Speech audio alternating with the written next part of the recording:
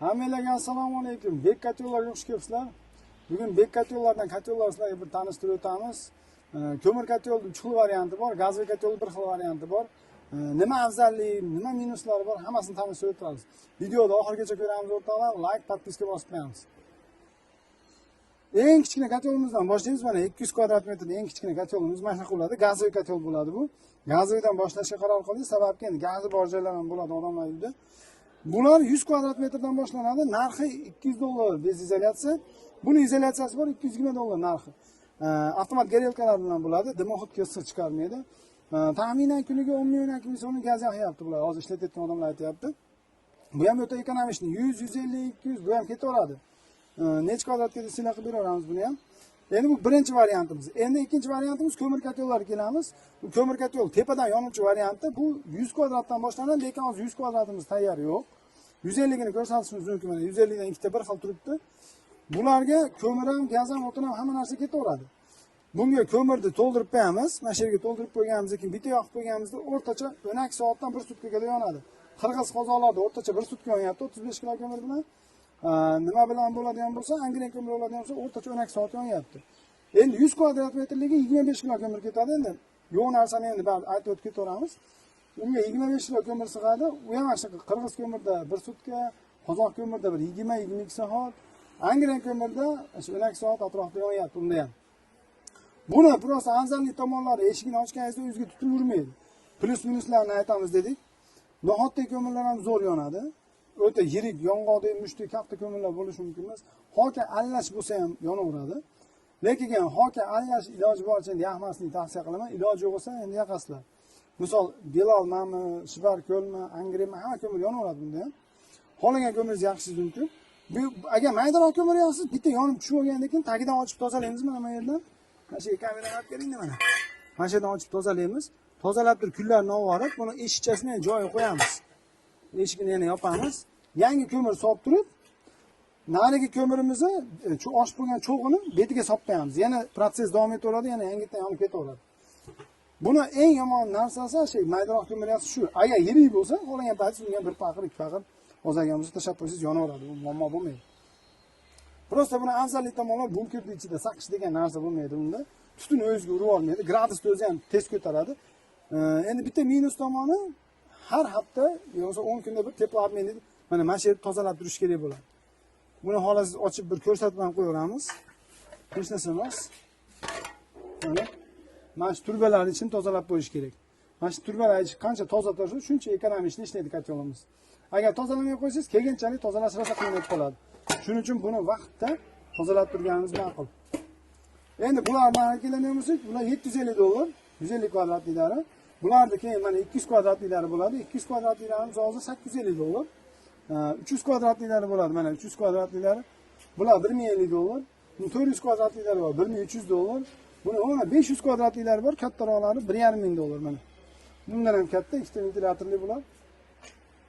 Xolasizlar bunaqa variantlari ham bor. 5000 kvadratga qilib beramiz bu verniy galeniya kotyollarimizni.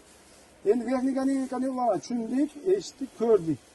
Endi nijniy galeniya kotyollarimiz ham bor. Pastdan yonuvchi kotyollarimiz. Mana pastdan yonuvchi kotyollarimiz mana bu ko'rinishda bo'ladi. Eng kichigi buni 120 kvadratdan boshlanadi. Onga 12 binoni bemalol isitaveradi. Bir etaj onga 12 binoingiz bo'lsa. Bunda zo'r tomoni gazi bor joyga zo'r tavsiya qilamiz.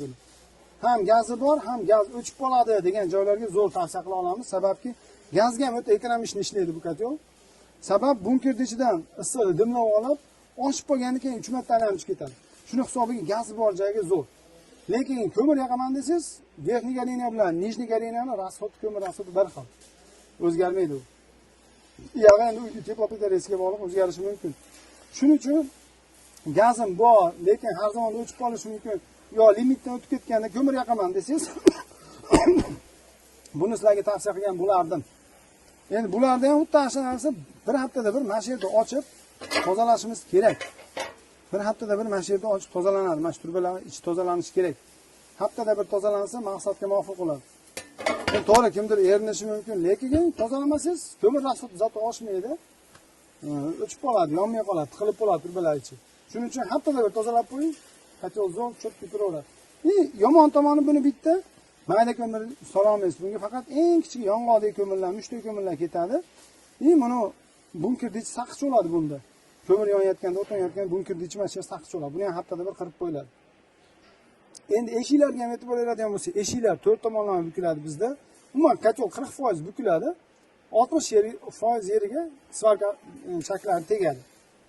Bular 4 bosimda tekshirilgan hammasi. Hozirda klapan shu 3 barga mana waterproduct qo'yilgan, elektronligi qo'yilgan, gradusniki bor, podacha obratkalari bor, dimoxod tozalowgacha bor. Mana e'tibor beramiz. Dimoxod ham даже temirda bukilgan mana. Dimoxodni ham bukamiz biz. Endi to'g'ri endi sekin-sekin hammasi zavod holatiga qarab ketyapti. Xudo xolasa hammasini sifatli ishlab chiqarishga harakat qilsa kerak menimcha. Eshiklarga keladigan bo'lsa, eshiklari hammasi ligrovka bo'ladi. Hamma eshigini ichi tortib ligrovka qilsangiz bo'ladi. Mana bolgakalardan bo'shatib keyinchalik. Buni eng kichigi o'naktalikdan boshlanadi. 120 kvadratga, 15ligi bor, keyin 150 kvadratgacha bo'lgan joyga qo'yiladi. 180 kvadratgacha bo'lgan joyga qo'yiladi. 220 kvadrat joyga qo'yilgani ham bor. Keyin 300 kvadratlik, 400 kvadrat, 500-600 bo'ladi. Bularni o'rtacha 600 kvadratga bemalol qilib beramiz, dejnigalinalar. 1000 kvadratni menimiz 600 kvadratga qilib beramiz. 1000nikini o'zi tozalashlari qiyinroq bo'lib qoladi. Ana shu 1000 ni tepasi o'sha bunaqa verniy galina kotellarimiz 5000 ga bemalol qilib beramiz. Shuning uchun verniy galina kotellarimizni kattalari bor. Bunkerli kotellarimizga keladigan bo'lsa, bunkerli kotellarimiz bor bu yerda. Uni hali endi oxirida ko'rsatamiz deb turdik. Bunkerli kotellarimiz ham yo'q emas, bor mana. Bunkerli kotellarimizga shineylarga hozir motorlar qo'yilmagan. Bunga ham elektron miya hamma yo'g'ini qo'yib beramiz. Bular 200 kvadrat metrdan boshlanadi. Bunga ham qirg'iz, qozoq ko'mirlar yaxshi yonadi, yaxshi effekt beradi.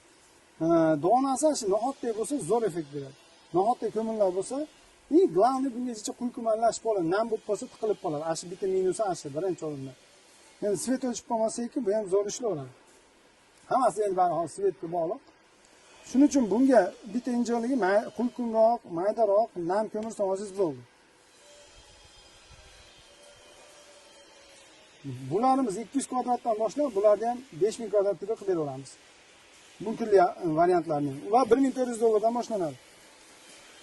Hamma kotellarimiz ishmasligiga, teshilmasligiga 2 yil garantiyasi bor. Elektronikalarga garantiya beramiz, sababki tok o'ynab kuyib qolsa, bizda u aybli bo'lib qoladi, shuning uchun unga garantiya bera olmaymiz. Biz ishlab chiqargan narsaga garantiya beramiz. Elektronikada tok o'ynab qolib, boshqa kuyib qolishi mumkin. Bilib bo'lmaydi-ku. To'g'ri, ishlayotgan yerda 5 yil ham ishlayapti hozir ham, misol 3 yildan beri ishlayotganlari bor. O'lganini pastda eslaymiz, lekin bo'lishi mumkin. Shuning uchun elektronikasiga garantiya beramiz xolos. Elektronikalarni kelgan ko'miringizga qarab nastroykalarni o'zgartiriladi.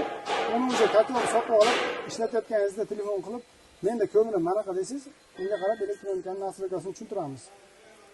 Yana qanaqadir savollaringiz bo'lsa, boshqa narsa bo'lsa, bemalol uylaringizlarni kvadratini hisoblab, bizda manaqa kvadrat desanglar, unga qarab ham buni kotel sizga tushadi, ma'qul bo'ladi deb maslahat berishimiz mumkin. Bemalol aloqa qilib ko'rasizlar. Pastda nomerlar bo'ladi. Hammanglarga xayr, omadinglar bersin. 10 talik kotelimiz tayyor yo'q edi, mana hozir 10 talik kotel bo'lib qolay debdi, shuni ko'rsatib bering dedik. 10 talik kotelimiz bilan ixchamligi shunchalik bo'ladi. 25 kilo ko'mir sig'adi bunga. Buni tozalovlari ham qulay. Demakki 10 talik kotelingiz yo'q desiz, 10 talik kotelda xaridori ko'p. Shuning uchun 10 talik kotelimiz natijada yana tashqarida yo'q. Mana shu yerni tozalash kerak bo'ladi. Haftada bir tozalangan teploobmenlik mana shu bo'ladi. Mana zaslonkalari, tugagan o'zi ochib oladigan zaslonkalar, eshiklari 2 qavat bo'ladi. Adboyniklari bilan hamma narsasi joyida bo'ladi buni ham. Mana shu eng kichkina kotelchamiz mana shu bo'ladi. 100 kvadrat metrgacha bo'lgan joyga bashini bemalol qo'yaverasizlar o'rtalar. 10 taliklar yo'qmi degan yashinga hozir kraskalanmagan holatini hozir ko'rsatib berdik. Yana bor xudo xolasa bo'ladi, просто demoqchi bo'lamiz, tayyor mana ekan endi. Bu ham bo'lib qolibdi, bir 2 soatda bu ham bo'lib ketadi. Bular $650 mana shular, eng kichigi. $650 elektronika hamma narsasi bundan komplet bo'ladi. Faqat 100 kvadrat metrgacha bo'lgan joygacha qo'yilaveradi. Eng haligi xatovoy eng misol kotelimiz o'zi mana shu bo'ladi. Eng ko'p olinayotgan kotel. Hammalarga xayr.